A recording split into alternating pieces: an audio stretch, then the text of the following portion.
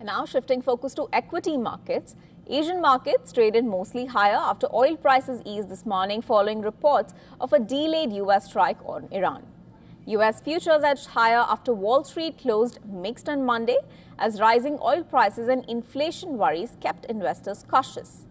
The Dow edged higher while the Nasdaq fell for a second session as Nvidia and other chip stocks declined ahead of key earnings. Take a look at this next report for more. Wall Street's main indexes ended mixed on Monday, with the Dow adding about 0.33%, the S&P 500 little changed, and the tech-heavy Nasdaq shedding 0.5%.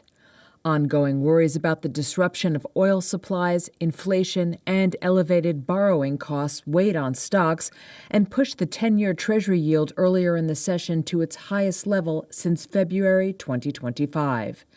Kevin Mon is President and Chief Investment Officer at Henyon & Walsh Asset Management. Investors continue to try and digest higher oil prices, which have led to higher gas prices and introduced even more inflationary pressures into the system. So each time we hear news that the impasse in the Strait of Hormuz may be coming to an end, you see the tailwind come into the market and stocks move higher.